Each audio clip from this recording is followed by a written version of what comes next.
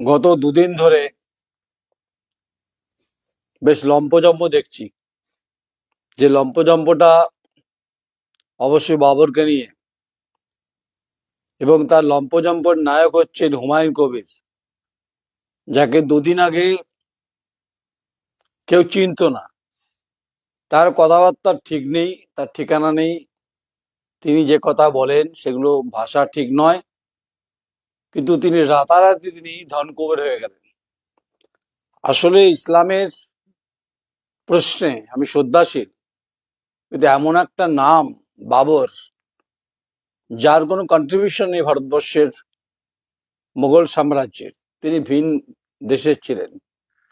মীরবাকি হচ্ছে তাকে খুশি করতে গিয়ে অযোধ্যায় তৈরি হয়েছিল মন্দির, তাই সে কথাই আছে। বহু জল গড়িয়েছে। আমি কেন মীরবাকির কথা বললাম? কারণ আকবরের পরে বাবরের কোনো ভূমিকা সে অর্থে মসজিদ তৈরি ক্ষেত্রে ভূমিকা ছিল না। আচ্ছা, এখনকার এই বাবর মানে তাদের কাছে হচ্ছে গডফাদার হয়ে গেছে। আর এই কদিন ধরে যেভাবে লম্পঝম্প করেছেন হুমায়ুন কবির, এর শুড বি রেসপন্সিবল হচ্ছে বাংলার মিডিয়া, আর হচ্ছে দেশের মিডিয়া। তিনি কি খেলেন, তিনি কি প্রাতরাশ করেছেন, তিনি প্রাতঃভ্রমণ করলেন কিনা, তিনি ঘুম থেকে উঠলেন কিনা, তিনি কি কি দিয়ে চা খেয়েছেন, বিস্কুটের ব্র্যান্ড কি ছিল, দুপুরে তিনি কি পরেছেন, তারপরে তিনি কি গাড়িতে চেপেছেন, কখন এসছেন বেলডাঙাতে, কত ট্রাঙ্ক টাকা এসছে, এবং হচ্ছে এই মেশিন এসছে যেটা ইডি করে বেড়ায়। আপনারা ভাবুন, একটা ধর্মকে ঘিরে, যেখানে মুসলিমদের সংখ্যালঘুদের 30% মানুষের জীবন জীবিকার প্রশ্নে মুর্শিদাবাদ, নদিয়া এবং হচ্ছে মালদায় তাদেরকে পরিযায়ী শ্রমিকের কাজ করতে হয়, আর এই হুমায়ুন কবির তিনি ওখানে বাবরি মসজিদ তৈরি করে এই পরিযায়ী শ্রমিকদের কি কাজে লাগাবে? তারা তো সুদূর বিভিন্ন জায়গাতে রয়েছে, গুজরাটে রয়েছে, সুরাটে রয়েছে, তারা ব্যাঙ্গালোর রয়েছে রয়েছে তিনি বাহবা করে বলছেন যে একজন দক্ষিণ চব্বিশ পরগনা তাকে, এক মানুষ তাকে, তার ব্যবসা আছে, তাকে তা 1 কোটি টাকা দেবে বলেছেন। তিনি কোনো শিল্পপতির নাম করেননি, তিনি বলেছেন যে তার অনেক ব্যবসা আছে, তিনি 80 কোটি টাকা দান করবেন বলেছেন। দান করার জন্য যে বসে আছেন যারা, উপচে পড়ছে টাকা। আসলে এই টাকা কি হবে? বাবরি মসজিদ আদৌ হবে নাকি এটা অন্য কোনো বিষয় হবে, সেটা সময় বলবে। এর মধ্যে একটা রাজনৈতিক অভিসন্ধি আছে। এই অভিসন্ধির জন্য অবশ্যই মমতা বন্দ্যোপাধ্যায় দায়ী। কেন দায়ী? প্রথমেই ওর ছেড়ে মাথা মুন্ডন করে দেওয়া উচিত ছিল রাজনৈতিক ভাবে, তাহলে আজকে এই ফসলটা গুনতে হতো না মমতা বন্দ্যোপাধ্যায়কে। এবং তার পুলিশ প্রশাসন, এসপি, ডিএসপি সলতে পাকিয়েছে, যার জন্য বারবারন্ত হয়েছে, লম্পজম্প হয়েছে। আপনারা ভাবুন, কাতারে কাতারে মানুষ সেখানে এসেছে, ইট নিয়ে, সিমেন্ট নিয়ে, রড নিয়ে, টাকা নিয়ে। অত বিড়ি শিল্পের শ্রমিক, তারা 200 টাকা দিয়ে গেছেন, 500 টাকা দিয়ে গেছেন, কাল কি খাবেন জানে না। কারণ হুমায়ুন কবির তাদের তো পরিবার টানবে না।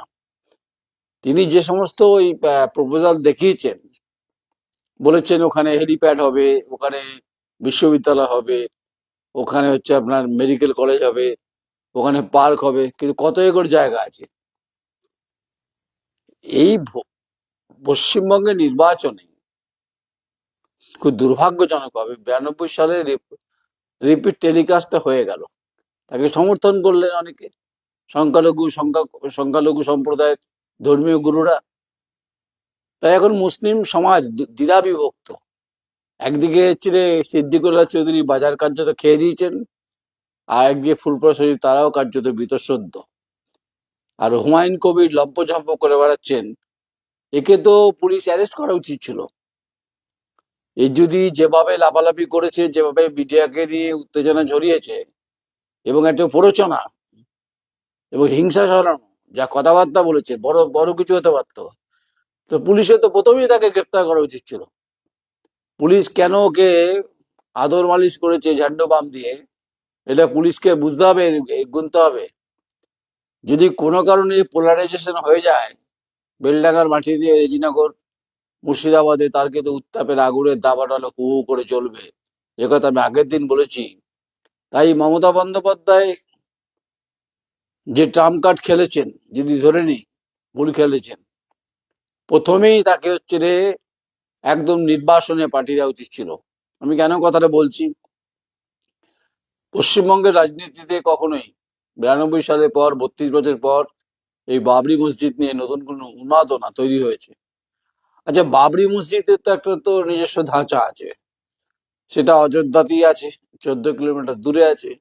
এখানে কি হবে? এখানে যেটা হবে সেটা কি বাবরি মসজিদ হবে? এটা হয় না। আমি আমার অগ্রজদের কথা শুনছিলাম, ভাল লাগছিল শুনতে। আবার আমি অগ্রজদের কথা শুনি, আমার ভালো লাগে, কিছু জ্ঞান অর্জন হয়। সত্যি তো, কাবা, মক্কা, মদিনা কখনো মুর্শিদাবাদে তৈরি করলে তো তার গুরুত্ব পারবে না। অবশ্যই বাবরি মসজিদ যখন হবে অযোধ্যাতেই থেকে দূরে, সেখানেই মানাবে, বেলডাঙ্গাতে কেন মানাবে? তিনি যে ভাষণগুলো দিয়েছেন না, যে তিনি শক্তিনগরী অঞ্চলে হিন্দুদের রাম মন্দির করতে দেবেন, তিনি ওখানে হিন্দুদের সঙ্গে থাকবেন, জাতি ধর্ম বর্ণ নির্বিশেষে ভাষণগুলো দিয়েছেন, আপনার ট্রাঙ্ক ভর্তি হয়েছে। আর দফায় দফায় মিডিয়া হচ্ছে রে কাউন্ট করেছে কত এলো, ব্রেকিং হচ্ছে 2 কোটি এলো, তার মানে 3 কোটি আসবে, আবার 3 কোটি এসছে, 4 কোটি আসবে।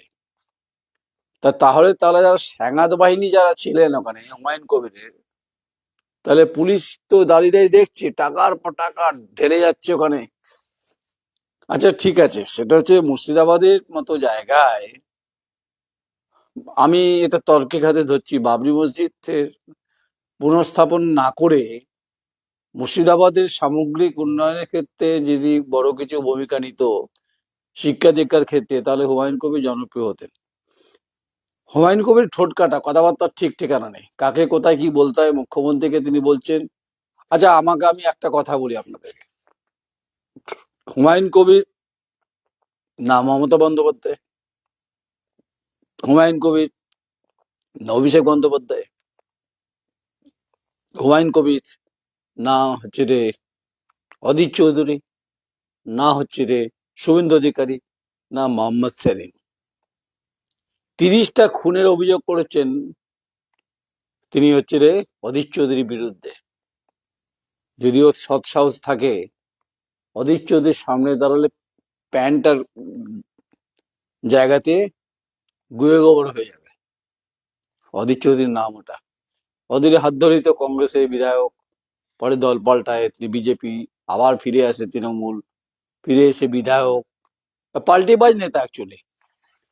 তাই আদৌ বাবরি মসজিদ হবে কিনা সেটা তো মিডিয়া ঠিক করবে না, মিডিয়া তো বাড়াবাড়ি করেছে। তাই আমাদের যারা সমাজকুল সংবাদ মাধ্যম, তারা আজকে বুঝবেন না টিআরপির চক্করে, তারা বুঝবেন যে যেটা ঘটছে পশ্চিমবঙ্গের রাজনীতির যে বেয়নট নয়, পশ্চিমবঙ্গের রাজনীতিতে যেটা হচ্ছে, যে বাইনারি ঘুমানো হচ্ছে, সেটা বেয়নটের থেকে ভয়ঙ্কর। এবং এই আগুনে রাখ হয়ে যাবে হচ্ছে সমাজ ব্যবস্থা, যে ট্রাম্প কার্ড খেলা হচ্ছে। তাই 26-এর আগে এটা কখনোই সৌহার্দ্য নয়, সম্প্রীতি নয়, মুখে বড় বড় কথা বলছে, আসল উদ্দেশ্য মাল কামানো। একদম পরিষ্কার মুদ্রা কথা বলছি, আমার কথা শোনার পরে যদি পৌঁছায় কর্ণপুরে অ্যাকশন নেবেন, কিছু যায় আসে না আমার। তাই হুমায়ুন কবির, আপনি হুমায়ুন নন, মানে আপনি বাবরের পুত্র নন, আপনার টাইটেল হুমায়ুন কবির। যদিও আপনার হয়ে আপনার একজন আইপিএস অফিসার, তিনি মুর্শিদাবাদ এসপি ছিলেন, তিনি পাশে দাঁড়িয়ে বলেছেন হ্যাঁ তার কাছে ওই কিউআর কোড আসছে।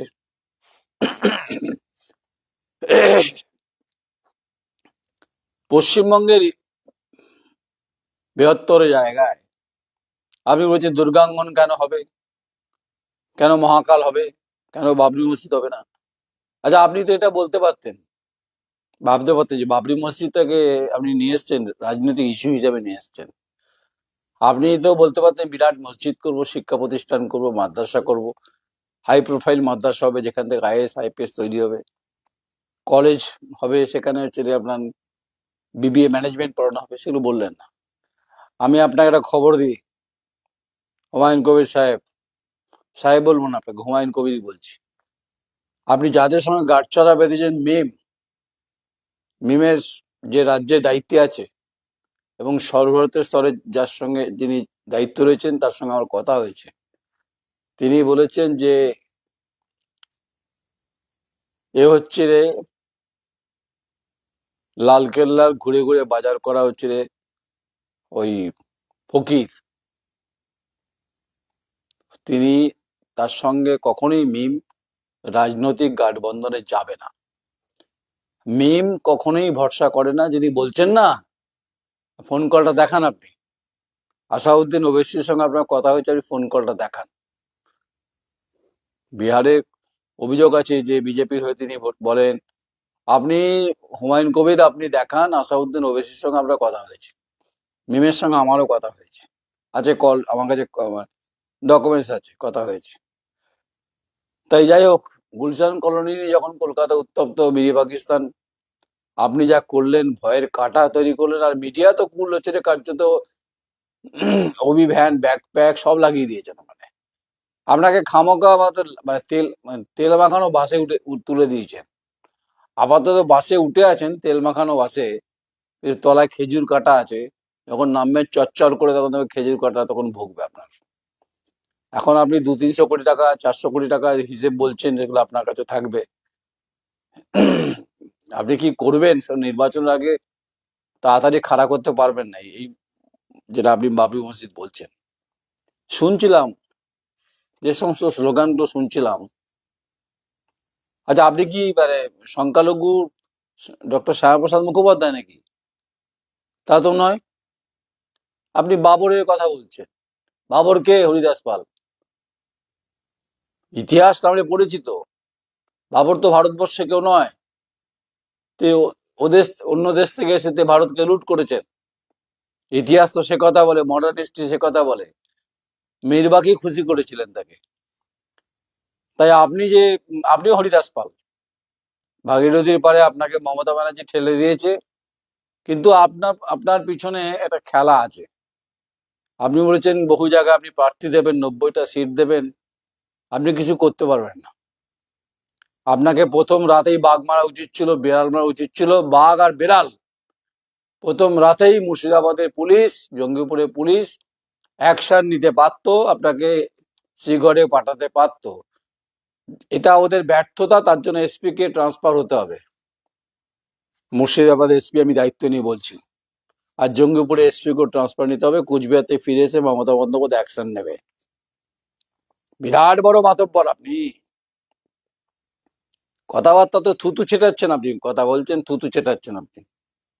আপনার মধ্যে কোনো আয়াত আমি পেলাম না, কোরআন শরীফে কোনো আয়াত পেলাম না। আপনি কোরআন ধর্মগ্রন্থ খুব গুরুত্বপূর্ণ, যার প্রতিটি পণ্যায় পণ্যায় ইতিহাসের অনেক কথা, ইসলামের সম্পর্কে ভাবনা, ইসলাম কি বলে সেগুলো আছে। একটা কোরআন আয়াত পড়েছেন নিশ্চয়ই, নামাজ টামাজ পড়েন ঠিকই। আমি আপনাকে ইসলাম ধর্মকে কিন্তু আক্রমণ করিনি, কিন্তু পশ্চিমবঙ্গের যে রাজনৈতিক যে বাইনারি ঘুমানোর চেষ্টা চলছে, আপনি সংখ্যালঘুদের ডক্টর শ্যামাপ্রসাদ মুখার্জি হতে চাইলে এর কপালে কিন্তু দুঃখ আছে আপনার। তাই ভাগীরথীর পারে আপনি কটা আসন জয় করতে পারবেন? 90টা ছেড়ে দিন, 90টা, আপনি 9টা আসন বার করুন। আপনার টাকার পাহাড় জমে যাবে, আপনার ব্যক্তিগতভাবে বেনিফিট হবে। আর মিডিয়া কিছু আছে আমাদের সমাজকুল, আমাদের সতীর্থ, তারা ভুল পথে পরিচালিত করছে, এর ফসল কিন্তু গুনতে হবে। কেন গুনতে হবে বলে দিচ্ছি, তার ব্যাখ্যাটা দিয়ে দিচ্ছি। এই যত বেশি সংবাদ মাধ্যম এদের সম্পর্কে বলতে শুরু করবে, এই সমস্ত অপদার্থ লোকজনগুলো সম্পর্কে, মানে হুমায়ুন কবির সম্পর্কে, তত বেশি আগ্নেয়গিরির মতো অগ্নুৎপাত হবে, তাতে বিচ্ছুরণ হবে, তাতে ফসকা পড়বে, মানুষ মারা যাবে এবং জাতাকলে পড়বে ধর্মীয় কারণে। যেখানে মুর্শিদাবাদের একটা বৃহত্তর স্তরে অর্থনৈতিকভাবে গুরুত্বপূর্ণ একটা দিকে, আবার সেটা গুরুত্বপূর্ণহীন যারা আতস কাচের তলায় থাকে, তাদের কথা হুমায়ুন কবি ভাবছে নাকি? করুক, বিড়ি শিল্পের শ্রমিকের জন্য বিরাট বড় হসপিটাল তৈরি করুক, আমি আপনাকে আমার ছোট্ট মিডিয়া সমর্থন করব। বিড়ি শিল্পের শ্রমিকের জন্য যে মজুরি, তার প্রতিবাদে সরব হন। হচ্ছেন না, আপনি পুরো ইস্যু খেলছেন, আপনি পুরো গেম খেলছেন আপনি। আবার আপনি বলছেন আপনি কদিন আগে নাচানাচি করছিলেন, আপনি বললেন যে আমি কোনো পদত্যাগ করব না। কেন করবেন না আপনি বলছেন? বলেছেন যে ওখানে ইউসুফ পাঠান যেহেতু আসে না, তাই আমাকে আধার কার্ড, অমুক কার্ড, তমুক কার্ড, ওই শ্মশানে যাওয়ার কার্ড সব লিখতে লিখতে হয়। আসল সেটা নয়। পিছনে বিজেপি আছে নাকি, নাকি তৃণমূল কংগ্রেস আছে? খবর পাক্কা আমার কাছে আছে। আপনার সঙ্গে সেটিং হয়েছে। কেন সেটিং হয়েছে বলে দিচ্ছি আপনাকে। এই 30% ভোটটা মুর্শিদাবাদ, মালদা, উত্তর দিনাজপুর, নদিয়া, বীরভূম, যেটা এবার কিন্তু শাসক দলের পক্ষে খুব ভয়ঙ্কর। তাই আপনি ভেবেচিন্তে প্ল্যান করেছেন, কিন্তু ভুল ভুল প্ল্যান করেছেন আপনি। তাই হুমায়ুন কবির, আপনি বাবরের পুত্র নন। আপনি একজন সামান্য নিমিত্ত মাত্র একজন জনপ্রতিনিধি। আপনাকে কেউ চেনেও না। আপনাকে মিডিয়া নেতা বানিয়েছে, হিরো বানিয়েছে। দুদিন পর মিডিয়া সরে যাবে, আপনি ধূপ করে পড়ে যাবেন। এখন টাকার ট্রাঙ্ক গুনছেন, গুনুন। এখন তদন্ত হওয়া উচিত। তদন্তে হওয়া উচিত এই টাকা কোথা থেকে এলো, কিভাবে এলো, কোন কোন পরিপ্রেক্ষিতে এলো, পুলিশের ভূমিকা কি, পুলিশ কেন গ্রেপ্তার করছে না, তার অ্যাক্টিভিটি থেকে, তার হিংসামূলক প্ররোচনামূলক কথাবার্তায় কেন গ্রেপ্তার হচ্ছে না, এই প্রশ্ন তো উঠছে সমাজের বিভিন্ন স্তর থেকে। কেন মুখ্যমন্ত্রী বলতে পারছেন না যে তাকে গ্রেপ্তার করা হোক? এটাই মুখ্যমন্ত্রীর সবচেয়ে বড় দোষ। আর এই মুখ্যমন্ত্রীর জন্য, মমতা বন্দ্যোপাধ্যায়ের জন্য হুমায়ুন কবির আজকে হিরো হয়ে গেছে। তবে হিরোগিরি বুঝিয়ে দেবে কিন্তু, মমতা বন্দ্যোপাধ্যায় বুঝিয়ে দেবে। যাই হোক, অনেকক্ষণ সময় অতিবাহিত করলাম। আমি চাইছিলাম না আপনার সম্পর্কে কিছু বলতে,